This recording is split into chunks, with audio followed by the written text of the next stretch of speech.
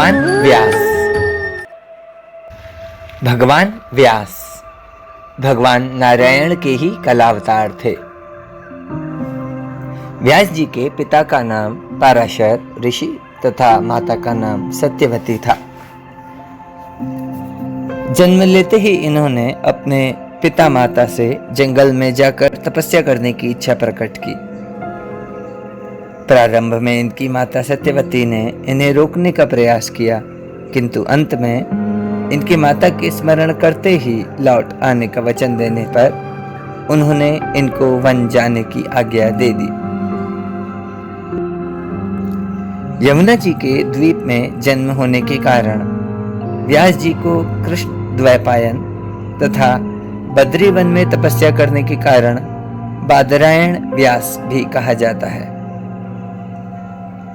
इन्हें अंगों सहित संपूर्ण वेद, पुराण, इतिहास और परम तत्व का ज्ञान स्वतः प्राप्त हो गया था।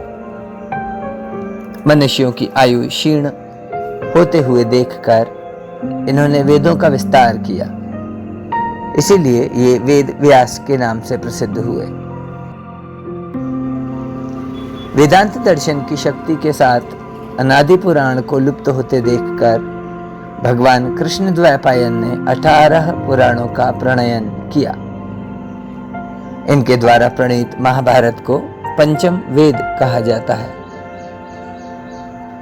श्रीमद् भागवत के रूप में भक्ति का सार सर्वस्व इन्होंने मानव मात्र को सुलभ कराया और ब्रह्म सूत्र के रूप में तत्व ज्ञान का अनुपम ग्रंथ रत्न प्रदान किया।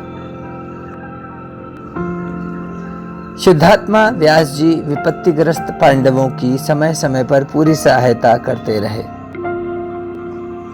इन्होंने संजय को दिव्य दृष्टि प्रदान की थी, जिससे संजय ने महाभारत का युद्ध प्रत्यक्ष देखने के साथ साथ श्री कृष्ण के मुखारविंद से निःसृत श्रीमद् भगवत गीता का भी श्रवण किया। महर्षि व्यास की शक्ति अलौकिक थी। एक बार जब ये वन में धृतराष्ट्र और गांधारी से मिलने गए, तब सपरिवार युधिष्ठिर भी वहां उपस्थित थे। धृतराष्ट्र पुत्र शोक से अत्यंत व्याकुल थे। उन्होंने श्री व्यास जी से अपने मरे हुए कुटुंबियों और स्वजनों को देखने की इच्छा प्रकट की। महर्षि व्यास के आदेशानुसार धृतराष्ट्र आदि गंगा तट पर पहुंचे।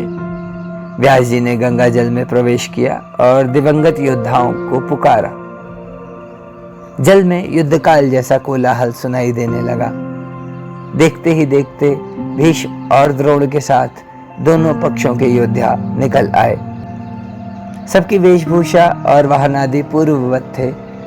सभी ईर्ष्या देश से शून्य और दिव्य देहधारी थे। वे सभी लोग रात्रि में अपने पूर्व संबंधियों से मिले और सूर्योदय से पूर्व भागीरथी गंगा में प्रवेश करके अपने दिव्य लोकों को चले गए। भगवान व्यास के इस चमत्कारिक प्रभाव को देखकर धृतराष्ट्र आदि आश्चर्यचकित रह गए। भगवान व्यास आज भी अमर हैं। समय समय पर प्रकट होकर ये अधिकारी पुरुषों को अपना दर्शन देकर कृतार्थ किया करते हैं। भगवान आद्य शंकराचार्य और मंडन मिश्र को उनके दर्शन हुए थे। मनुष्य जाति पर भगवान वेद व्यास के अनंत उपकार हैं। संपूर्ण संसार उनका आभारी है।